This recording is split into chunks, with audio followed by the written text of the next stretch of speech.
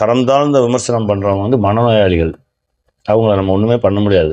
அவங்களும் இருந்துட்டு தான் இருப்பாங்க, வேறு வழி இல்லை. நம்ம நல்ல விஷயங்களை மட்டும் எடுத்துகிட்டு போயிட்டே இருக்க வேண்டியதான். அப்படி தான் போயிட்டுருக்கோம். ஒரு சில நேரத்தில் ரொம்ப கஷ்டமாக இருக்கும். பட் பரவாயில்ல, ஏன்னா உள்ளுக்குள்ளேயே இருந்துக்கிட்டு நம்மளே மல்லாக்கப்படுத்திட்டு எச்சு துப்புற மாதிரி தான் துப்பிட்டு இருப்பாங்க. அதுக்கு ஒன்றும் பண்ண முடியாது. அது அவர்களை கடந்து போயிடணும் நம்ம. படம் இயக்குறது இப்போ கொஞ்சம் ரொம்ப குறைவா போயிடுச்சு. இல்லை இயக்குறது வந்து ரொம்ப போராட்டமா இருக்கு அப்படிங்கிறது ஒரு பக்கம். இன்னொரு தியேட்டர்கள் அதிகமாக குறைஞ்சிக்கிட்டே வருது. இதெல்லாம் எது தமிழ் சினிமாவோட வளர்ச்சியை பாதிக்குமா? இல்லை, தமிழ் சினிமா வளர்ந்துக்கிட்டே வரும். எதையும் யாராலே ஒன்றும் செய்ய முடியாதுங்க.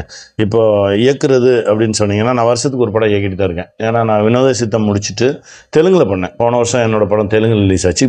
இப்போ ஜூலை ஆகஸ்ட்டில் ஆரம்பிச்சிருக்கேன் ஒரு படம். அந்த வருஷத்துக்கு ஒரு படம் பண்ணது நடந்துட்டு தான் இருக்குது.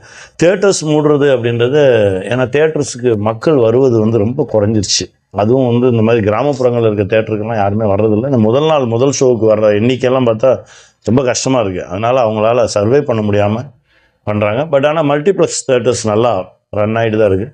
சினிமா வந்து எப்போவுமே வேறு ரூபத்தில் சினிமா புதுசாக நமக்கு வந்துக்கிட்டே தான் இருக்குமே தவிர சினிமா வந்து ஒன்றுமே பண்ண முடியாது.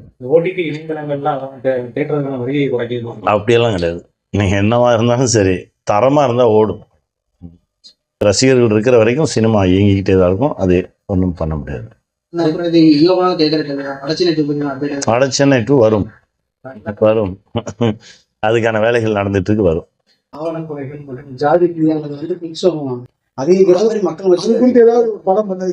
சார் எடுத்திருக்கோம், அது வந்துகிட்டே தான் இருக்கு. அது ஒன்றும் பண்ண முடியாது சார். அது வந்து தனி மனிதன் மனசுல மாற்றம் வரணும் சார்.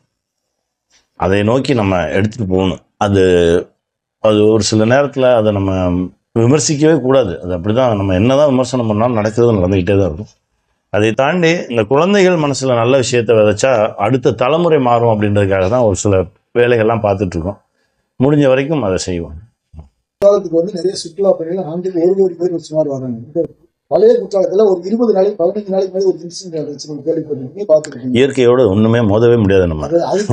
நம்ம வழி விட்டுறணும். முயற்சிகளை மேற்கொள்றது இப்போ சுற்றுலா பயணிகள் வந்து அவேர்னஸ் இல்லைங்க. சுற்றுலா பயணிகளை நம்ம குற்றம் சொல்லவே கூடாதுங்க. நம்ம அவங்களுக்கான பாதுகாப்பு நடவடிக்கைகள் நம்ம எடுத்து, இந்த இடத்துல இருங்க, இந்த இடத்துல குளிங்க, நம்ம தான் சொல்லணும். பாவம் வர்றவங்களுக்கு என்ன தெரியும்?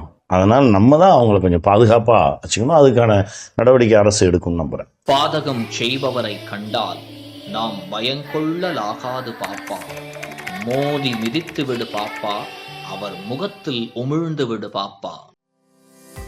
அண்மை செய்திகளை உடனுக்குடன் தெரிந்து கொள்ள இணைந்திருங்கள் இயம்நாடு தொலைக்காட்சியுடன்.